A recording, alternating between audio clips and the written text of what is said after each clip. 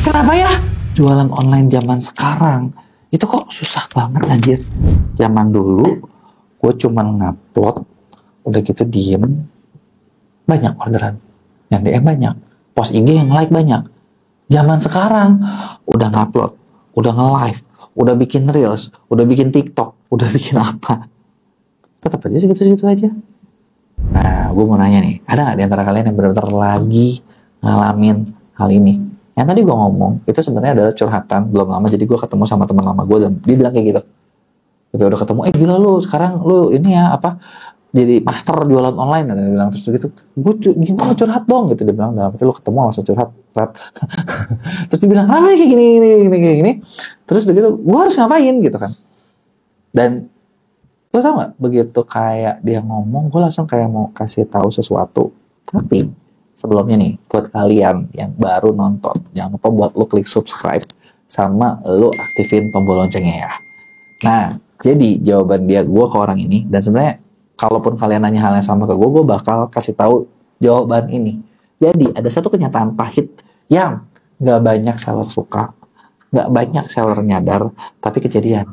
Mau tau gak apa kenyataan pahitnya? Kenyataan pahitnya adalah pembeli, buyer, orang lain kagak peduli sama jualan lu. Lu mau secapek apa kek, lu mau sampai apa? Jawab nama. Masuk rumah sakit, lu tipes, lu sakit, lu apa? Mereka kagak peduli dengan semua yang usaha yang lu lakuin. Yang mereka peduli adalah cuma satu. Lo nggak peduli, mereka peduli apa? Yang mereka peduli cuma sama diri mereka sendiri sih. Lu pernah dengar gak ada satu istilah? Ini gue pernah belajar ya, gue lupa dari buku apa. Mungkin ada yang tahu nggak? Coba lu tulisin di komen. Istilahnya adalah kayak gini. Dari satu buku adalah people don't care how much you know until they know how much you care. Orang tuh nggak peduli. Lu mau tahu apa, sepinter apa, segimana, lu udah usaha apapun. Yang mereka cuma bakal peduli adalah lu peduli nggak sama gue? Kalau lu peduli sama gue peduli sama lu. That's it. Gitu. Nah, ini hal yang sering dilupain sama pedagang. Karena kenapa? Contoh gini, kalau gue ketemu sama teman-teman yang udah dagang lama, sama orang-orang yang udah mungkin cukup senior, sama orang-orang yang udah bisa dibilang ahli dalam satu bidang gitu ya, mereka tuh ngerti banget satu bidang, mereka tuh selalu fokus sama gini. Misalnya contoh gue jual gelas ya, gue jual tumbler. Tumbler ini tuh udah bagus banget. Ini udah paling bagus. Ini lu lihat ya, dari bahan, dari apa segala macam. Ini udah the best. Nggak ada yang ngalahin tumbler ini. Atau baju ini tuh udah bikin bagus banget. Lu lihat ya, brand ini, brand itu, brand ini. Jelek dibandingin barang gua. Kenapa barang lain laku? Kenapa barang gua kagak? Yang jawabannya adalah, ya karena orang mungkin satu nggak tahu, orang nggak peduli juga sama lu gitu.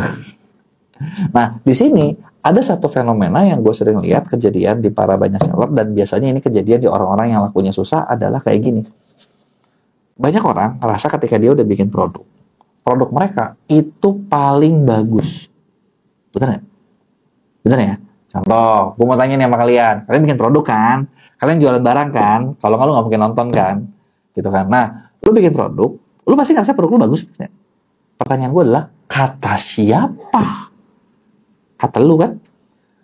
Apakah konsumen lu menganggap hal yang sama? Kagak. Apakah konsumen lu peduli? Kagak. Mereka sama sekali kagak peduli. Mau dibilang ini bagus, ini gini, ini gitu, gue kagak ngerti, gue kagak peduli. Gitu ya. Belum lama nih. Jujur, gue ngeliat waktu kemarin gue lagi ada butuh renovasi kantor, gue ngeliat lantai. Jadi ada pilihan waktu itu nih. Jadi ada sama kontraktor gue, dia bilang nih, ada lantai A, ada lantai B, ada lantai C. Lantainya motif kayu. Yang di mata gue orang awam, ya udah aja gue cuma lihat serat kayu, bener gak? Yang satu, ada yang per meternya 100 sekian ribu, ada yang 300 ribu. Gue udah ngerasa anjir 100 ribu sama 300 ribu, gue sama mata telanjang gue mirip-mirip aja. Ada lagi yang kalau kata versi arsitek, yang ini paling bagus. Dalam hati gue cuma, beda warna dikit doang. Terus harganya itu berapa ya kalau nggak salah? 800 ribu pas juta. Jadi dalam hati, anjir gila loh, ini sejuta, ini 150 ribu. Ya mendingin 150 ribu. Jadi kali berapa daripada yang sejuta, bener gak? Kayaknya diinjak sama-sama aja diinjak. Tapi buat orang yang ngerti adalah ini gini, ini gitu, ini gini, ini gitu. Yang artinya apa? Produk yang ada mungkin belum tentu fit buat market yang ada. Bener nggak? Ya kan? Nah, terus poin lagi yang banyak orang nggak sadar adalah Sekarang gini nih, lu punya satu produk lu ini kan pasti punya target market kan? Marketnya siapa? Cocok nggak? Dan marketnya ini, apakah marketnya ini udah cocok atau enggak, kebeli apa enggak? Gitu ya. Jadi yang waktu itu bilang ke gue itu bagus, dia ngerasa ini bagus gitu. Tapi dia bakal beli nggak? Belum tentu nih. Kenapa dia kagak bakal beli? Orang gue lagi nggak renov, gue lagi nggak butuh. Yang butuh siapa? Gue lagi butuh sebenarnya. Tapi gue beli nggak? Kagak juga. Kenapa gue kagak beli? Buat gue sama aja, karena gue nggak mengerti value-nya. Nah, artinya adalah, jadi kalau kalian mau jualan, nah gue mau kasih tahu nih ya. Dari tadi kan kita kayaknya agak muter-muter, gue tahu mungkin kalian bingung. Yuk kita riset lagi dari nol, gitu ya, dari cerita tadi. Gue mau kasih tahu sama kalian gimana caranya biar barang lu laku, ya.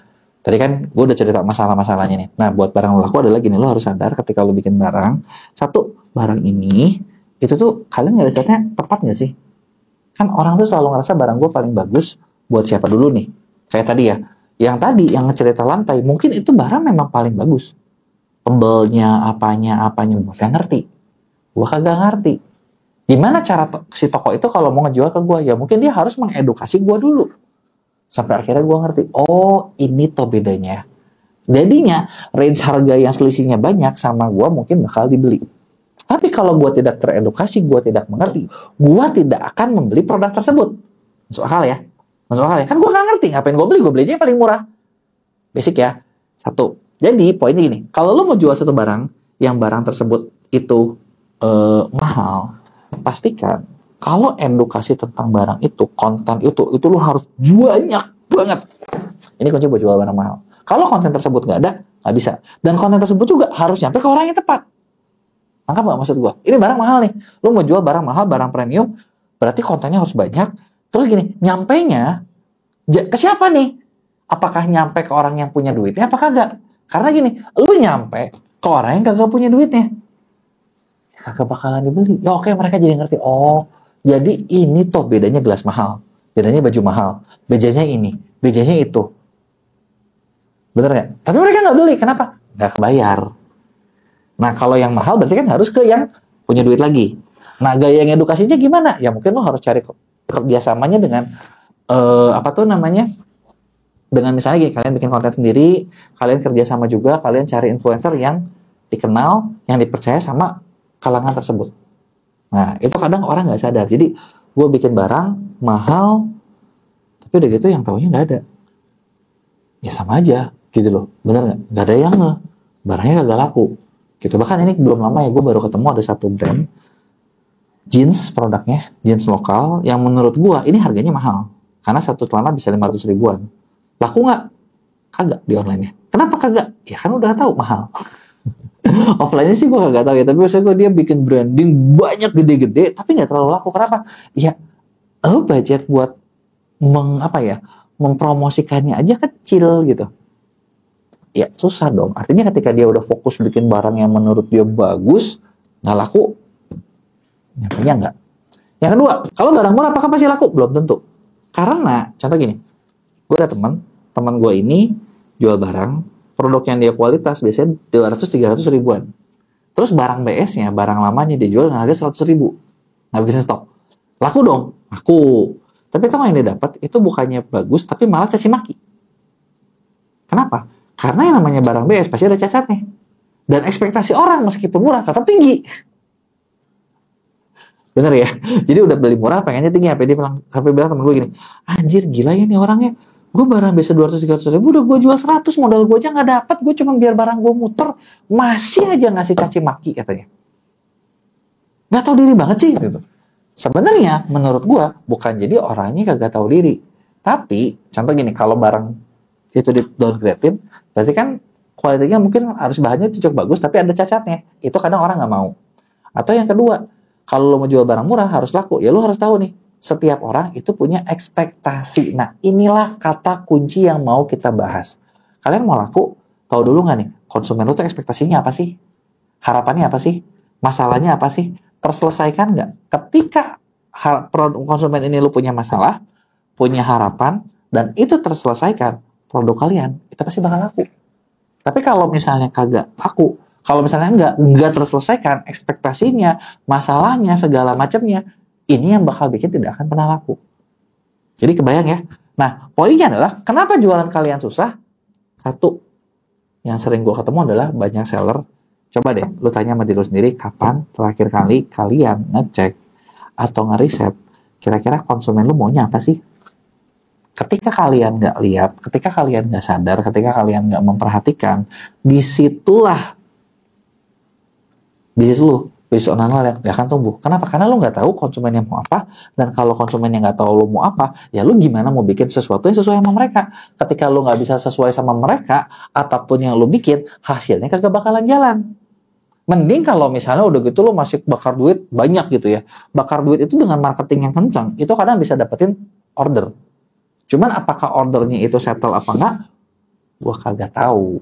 Karena kan dapat tidak sesuai harapan, orang juga cabut. Tapi ketika lu bisa bikin sesuai harapan, nah budget kecil bisa jalan, dikasih budget gede, apalagi.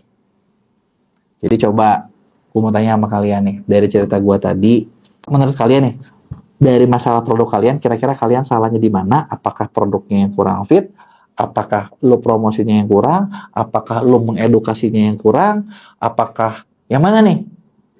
Nah, kalau udah lo kasih tahu gue juga, lo mau dibikinin konten apa buat ngebantu menyelesaikan masalah tersebut. Lo tulis di komen, jangan lupa buat kirim like juga dan kirim ke teman-teman lo yang lain.